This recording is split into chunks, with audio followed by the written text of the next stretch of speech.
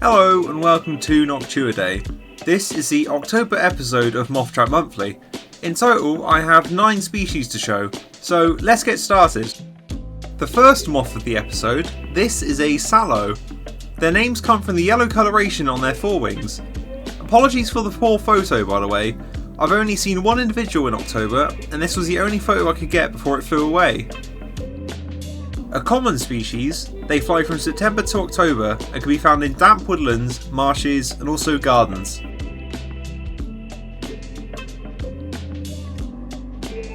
In the previous episode of Moth Trap Monthly, I showed a centre-barred sallow. Well, here's a similar species, a barred sallow.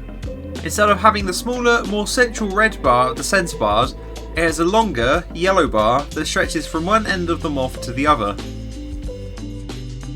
Like the centre-barred sallow, the barred sallow is common, though it is local in northern England. They fly from September to November and are found in woodland, hedgerows and occasionally gardens.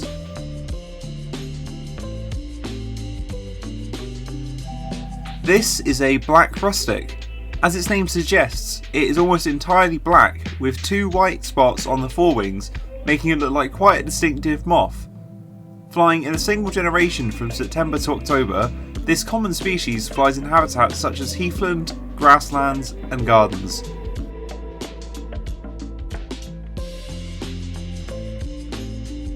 One of the first moth species I showed in this series was a common Quaker.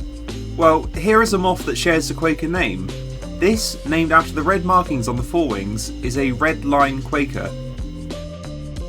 Like the common Quaker, this species is common, flying from September to November and being found in a wide range of habitats such as woodland, fens, hedgerows, marshes and occasionally gardens.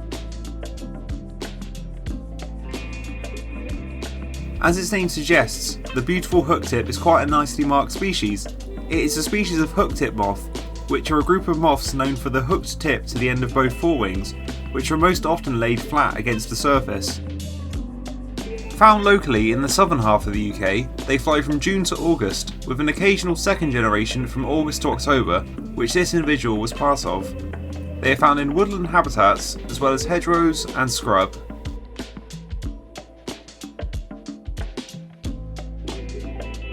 Now, let's quickly take a look at a micromoth. This, if I don't completely butcher the pronunciation, is a Tachystola acroxantha. They're a non-native species, and they could have been imported to the UK with Australian plants. At the moment, they're a local species, though they are expanding their range. Flying from April to December, they can be found in gardens. Named after the brown colour on the forewings of some individuals, this is a beaded chestnut. I plan on making a What's the Difference episode about this species and the lunar underwing, as both can look very similar.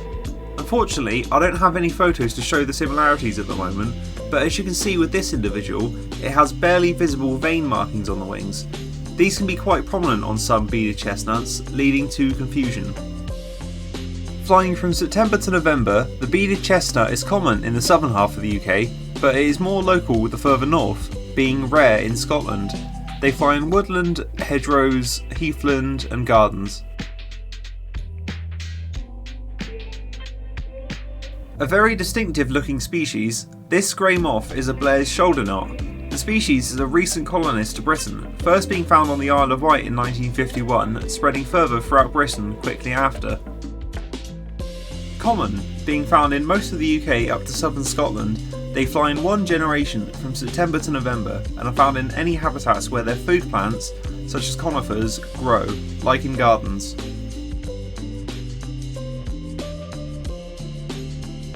Final moth for this episode of Moth Trap Monthly, this is a large Wainscot. As its name suggests, it is one of the largest species out of the Wainscot group of moths found in the UK, with a wingspan of around 42 to 50 millimeters. They fly from August to November and are a common species, being found in reed beds and riversides.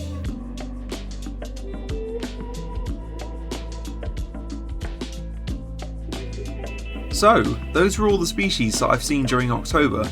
Now, despite there being more species in the episode than September's one, I doubt I will get many more in the November and December episode, so depending on the amount I get in November, I might combine the November and December episodes together as a single episode. Moths can be quite sparse during winter, but there are still some flying about, so I will still make episodes during these months. Anyway, thank you so much for watching. If you enjoyed this episode, a like and a subscribe will be appreciated. Also, feel free to leave a comment about what moth species out of this episode was your favourite. Again, thank you for watching. I hope you have a good day.